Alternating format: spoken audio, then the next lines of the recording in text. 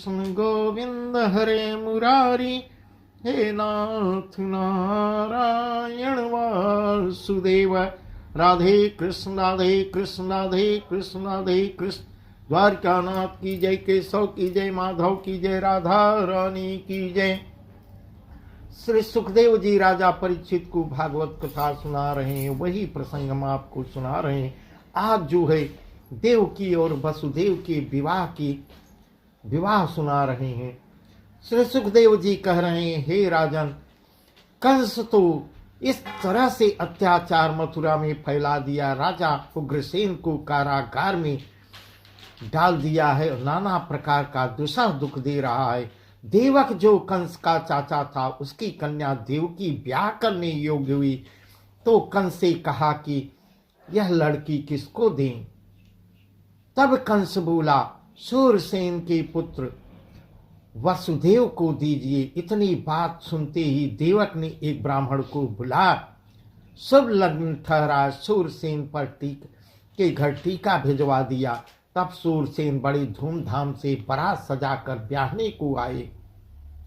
बारात का आगमन सुन बहुत आदर मान सम्मान के साथ कंस जो है अगवानी करता है, जनवासा देता है। वेद विधि से कंस ने वसुदेव को कन्यादान दिया और उसके पश्चात बारात पहुंचाने के लिए कुछ दूर तक जाता है। तभी आकाशवाणी होती है कि अरे कंस, जिसे तू पहुंचाने चला है उसी का 8वां पुत्र तेरा काल होकर उपजेगा, उसके ही हाथ तेरी मृत्यु निश्चित है। ऐसी आकाशवाणी होती है। यह सुनकर मृत्यु एक ऐसी चीज है जिससे बड़े बड़े प्रतापी लोग भी डरने लगते हैं। कंस जो है थर थर कांपने लगा, मृत्यु का नाम सुनते ही डर से कांप उठता है और देवकी की चोटी पकड़कर रथ से घसीट लेता है, नीचे खींच लेता है, हाथ में तलवार लेके मारने को होता है। उसी समय वसुदेव जी हाथ जोड़कर कहते हैं, अब जो क्रोध करता हूं मैं इसको मार डालूंगा। तब वसुदेव जी हाथ जोड़ते हैं, क्षमा चाहते हैं। क्षमा करना, विचार करके काम करना चाहिए। जो बैरी खींचे तलवार, करे साधु तिसको मनुहार, समुझ मोड़ सोई पछताई, जैसे पानी आग बुझाए। वसुदेव कंस के पास जाकर हाथ जोड़कर विनती करने लगते हैं, ऐसा शब्द कहते हैं, तुमसे बलि इस संसार में कोई है ही नहीं, सब तुम्हारे छत्र के नीचे ही रहते हैं। ऐसा सूर हो, स्त्री पर इतने बड़े योद्धा होकर स्त्री पर शस्त्र चढ़ाते हो, यह शोभा नहीं देता। वो भी तुम्हारी बहन है, बहन के ऊपर हथियार चलाओगे, बहन को मारने में महापाप होता है। उस पर मनुष्य अधर्म तब करे जब जाने में कभी न मरूंगा। इस संसार में की रीति है, जो जन्मा है उसकी मृत्यु भी निश्चित है। अपनी अबला अधनी बहन को छोड़ दो हे कंस।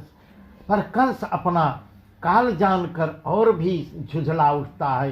तब वसुदेव सोचने लगे, यह पापी तो असुर बुद्धि का है, इसकी प्रवृत्ति जो है राक्षसी है, यह छोड़ेगा नहीं। ऐसे तब फिर उपाय ढूंढते हैं जिससे उसके हाथ से यह बच सके। वह उपाय हमको सोचना चाहिए। इस बात मन में निश्चय करके वसुदेव जी कंस से कहा, महाराज तुम्हारी मृत्यु इसके 8वें पुत्र से होगी। अतः मैंने एक बात मन में सोचा कि देवकी के जितने लड़के होंगे मैं तुम्हें सौंप दूंगा। यह वचन मैं तुमको देता हूं, तुम मेरा विश्वास करो, इसे मत मारो। ऐसी बात जब वसुदेव ने कही तब कंस के समझ में आ गया, उसकी मति मारी जाती है और कहने लगा, छोड़ देता है। हे वसुदेव, तुमने अच्छा विचार सोचा है। ऐसा कहकर वह छोड़ देता है, जो ऐसी भारी पाप से मुझको बचा लिया। इतना कहकर वह विदा कर देता है, स्वयं वापस चला आता है कुछ दिन बीतने के पहले जब पहला पुत्र होता है देवकी के हुआ, तब वसुदेव उसे कंस को सौंप देते हैं। रोता हुआ लड़का आगे रख देते हैं। देखते ही कंस ने, वसुदेव तुम बड़े सत्यवादी हो, मैंने आज जान लिया, क्योंकि तुमने मुझसे कपट नहीं किया है और निर्मोही होकर अपना पुत्र ला दिया। इससे कुछ डर नहीं है, मुझे तो डर 8वें पुत्र से, यह बालक मैंने तुमको दिया। इतना सुन बालक ले दंडवत कर वसुदेव जी आगे को बढ़ते हैं। उसने बालक को क्षमा करके फिर वापस उनको दे दिया था। वसुदेव जी लेके चलने लगे, उसी समय नारद जी आ जाते हैं। नारद जी का तो काम ही यही था। नारद जी सोचे तो कंस तो इसकी हत्या नहीं किया, इसको बाल हत्या का अपराध नहीं करेगा तो इसके पाप और कैसे बढ़ेंगे।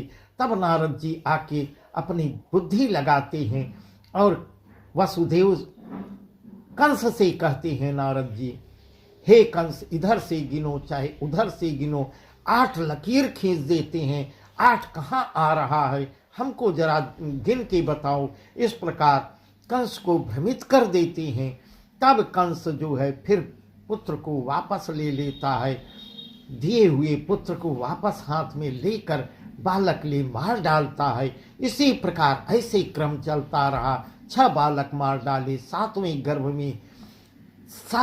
गर्भ में जब शेष जी आए, शेष जी का आगमन हुआ, उन्होंने निवास किया। सुखदेव जी राजा परीक्षित से कह रहे हैं, राजा जैसे गर्भ में आए, हरि और ब्रह्मादिक ने स्तुति करी।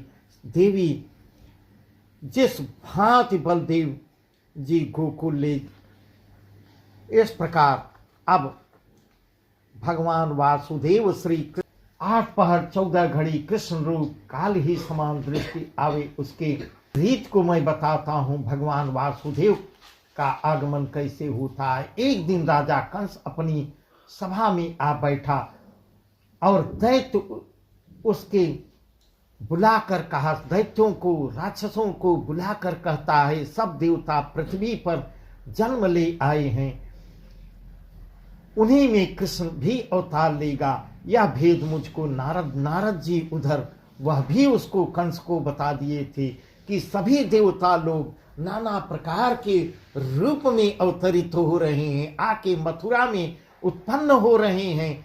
उसी में कृष्ण भी आएंगे। तुम ध्यान देना, उससे अपराध पे अपराध कराते चले जा रहे हैं।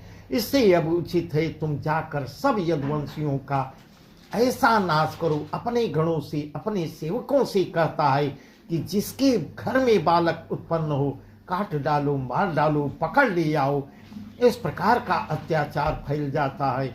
यह आज्ञा पाते ही सब नगर में ढूंढ कर पकड़ मारने लगे। खाते पीते, खड़े बैठे, सोते जागते, चलते फिरते, जिसको पाते थे दुख दे दे मार डालते थे। इस रीत से बड़े भांत से नाना भांत के भयानक वेश बनाए खोज कर मारने लगते हैं।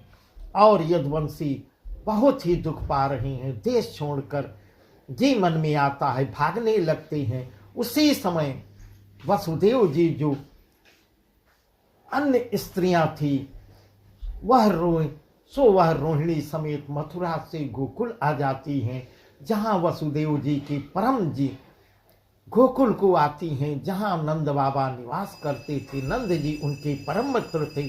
उन्होंने अतिहित से आशा भरोसा दे रखवा दिया वहां मथुरा में, वहां गोकुल में रखवा देते हैं और सब वहीं रहने लगते हैं। जब कंस देवताओं को यो सताने लगा और अति पाप, बहुत ही अधिक अत्याचार पाप करने लगा, तब विष्णु ने अपनी आंखों से अपनी एक माया को उत्पन्न किया है। पहले प्रभु के आने के पहले उनकी माया अवतरित होती है, हाथ बांध सन्मुख आती है।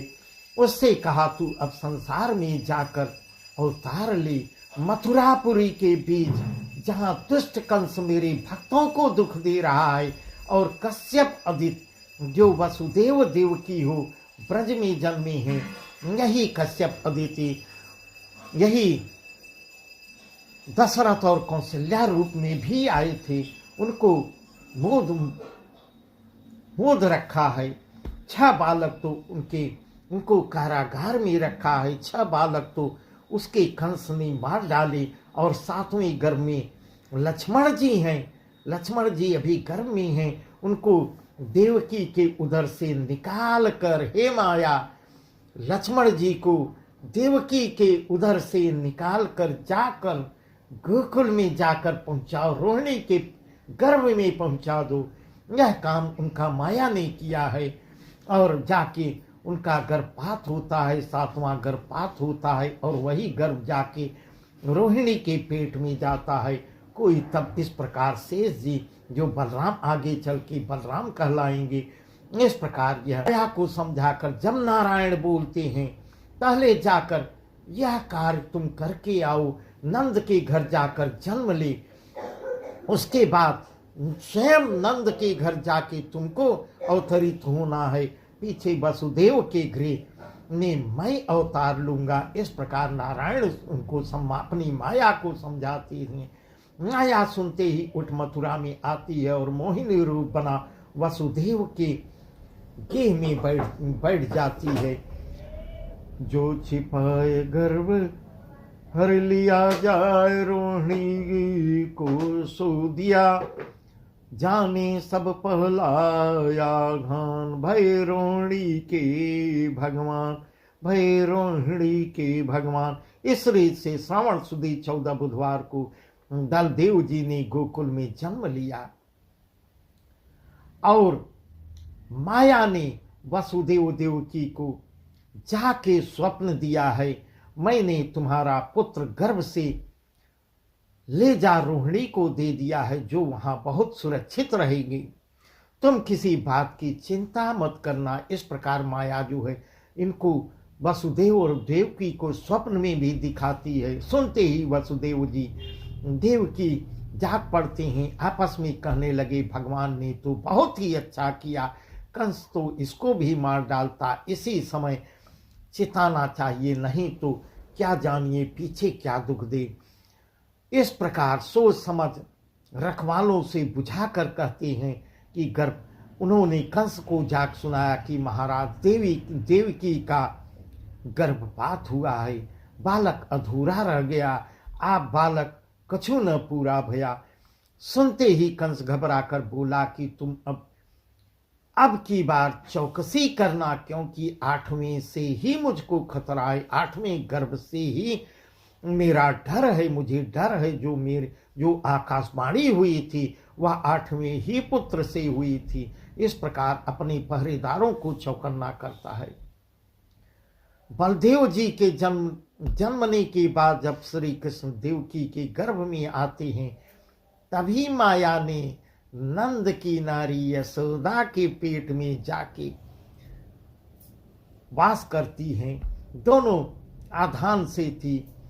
एक वर्ष में एक पर्व में दोनों नहाने जाती हैं। वहां संयोग से यशोदा भी आन मिलती है, तो आपस में दुख सुख की चर्चा होने लगती है। यशोदा देवकी को वचन दे दिया कि तेरा बालक मैं रखूंगी, अपना तुझे दूंगी, ऐसा वचन दे अपने घर आई और वह अपने घर गई।